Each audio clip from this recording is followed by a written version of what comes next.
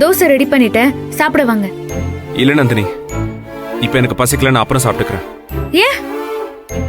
அப்போ நீங்க தானே பசிக்குதுன்னு சொன்னீங்க, இப்ப பசிக்கலன்றீங்க. நந்தினி, இந்த மனசும் வயிறும் ஒண்ணு மக்கர் பண்ணிச்சுன்னா இன்னொன்னு சேர்த்து மக்கர் பண்ணும்.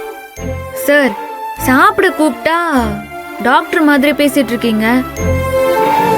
அது விடுங்க, நீங்களும் ஐயாவும் மேல போனீங்களே, எப்படி போச்சு? அதான் வந்திருக்காங்களே ஊர்ல இருந்து ஒரு ராஜகுமாரன் ஃபேமிலி. அந்த ராஜகுமாரனுக்கு இந்த வீட்டு ராஜகுமாரிய கல்யாணம் பண்ணி வைக்கணுமா. அதுக்கு அந்த மகாராணி சுந்தரவள்ளி சம்மதம் சொல்லிட்டாங்க. நல்ல விஷயம் தானே சார்? என்ன நல்ல விஷயம்? மண்ணாங்கட்டி விஷயம். ஏதோ ரொம்ப நாள் கழிச்சு அண்ணன் தங்கச்சியை தேடி வந்திருக்காரு, ஏதோ பாசத்துல வந்திருக்காருன்னு பார்த்தா இப்பதான் புரியுது எலி ஏன் இன்னர் வேர் போடாம ஓடுதுன்னு. புரியல. ஷோ, உனக்கு என்னதான் புரியும் நந்தினி? அவங்க உறவை ரெனியூவல் பண்றதுக்காக வரல, பையனுக்கு பொண்ணு கேட்டு வந்திருக்காங்க. நிஜமாவா? ஆமா ஆமா. ரஞ்சித் சருக்கு நம்ம சுரேகா அம்மாவை கேட்டிருக்காங்களா? நல்ல விஷயமாச்சே. என்னத்த நல்ல விஷயம்?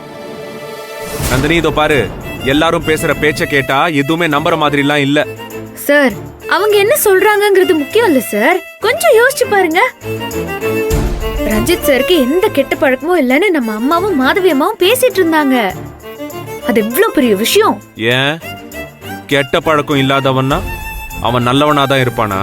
இல்ல, கெட்ட பழக்கம் இருந்தா அவங்க கெட்டவங்க தானே, அப்படிதானே பெரியவங்க எல்லாம் சொல்லி வளர்த்திருக்காங்க, அதனால சொன்னேன். ஓ அப்படியா? சரி, அப்படின்னா சொல்லு, நான் நல்லவனா கெட்டவனா சொல்லு. நீங்க ரொம்ப நல்லவங்க சார்.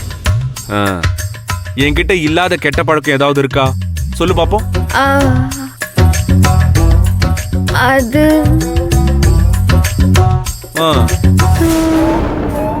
அப்போ உன்னோட தியரி படி நான் கெட்டவன் தானே?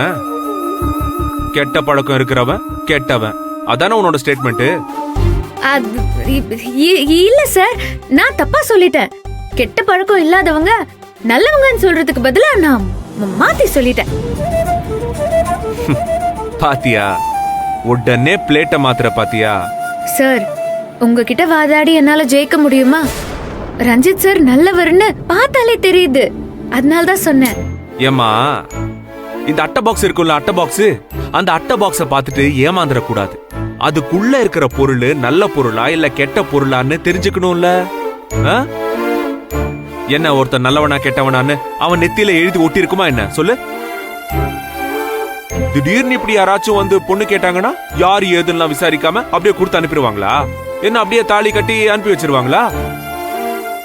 எனக்கு என்னமோ ரஞ்சித் சாரை பார்த்தா நல்லவரும் தான் தோணுது. ஆமா, உனக்கு எல்லாருமே நல்லவங்களா தான் தெரியும். ஏமா தாயே, இத பாரு, இந்த உலகத்திலேயே கொஞ்சோண்டு கூட கெட்ட பழக்கம் இல்லாதவங்க யாருமே இருக்க முடியாது.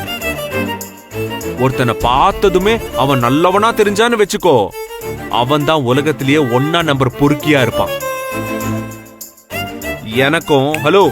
எனக்கும் இந்த மாதிரி எக்ஸாம்பிள்ஸ் 1000 இருக்கு. குணங்கிறது பழக்கத்துக்கு சம்பந்தம் இல்லாத விஷயம். That's all. இதுக்கு மேல எனக்கு என்ன பேசுறதுன்னு தெரியல சார். அடுப்புல கல்லு காயுது, நீங்க வந்து சாப்பிடுறீங்களா இல்ல எங்க எடுத்துட்டு வரவா? ஷோ, இவ்ளோ பேசியும் இப்ப சாப்பாடு தான் உனக்கு முக்கியமா போச்சா? எனக்கு பசிச்சா நானே எடுத்து வச்சு சாப்பிட்டுக்கிறேன். நீ ஒரு ஹாட் பாக்ஸ்ல எடுத்து வை, சரியா? Okay. Hello, excuse me madam, இங்க வாங்க. என்ன சார்? இப்போ நீ கொஞ்ச நேரத்துக்கு முன்னாடி ஒண்ணு பண்ணல, பொட்டி தூக்குற வேலை. அதே மாதிரி இனிமே இந்த பொட்டி தூக்குறது, புடவைய வாஷ் பண்றது, இந்த மாதிரி வேலை எதுவுமே நீ பண்ண கூடாது, புரியுதா? அதெல்லாம் ஒரு சின்ன உதவி சார். ஐயோ, ரொம்ப சின்ன உதவி. இந்த கை கால் முடியாதவங்களுக்கு பண்றதுதான் உதவி, முடியறவங்களுக்கு பண்றது அடிமத்தனம்.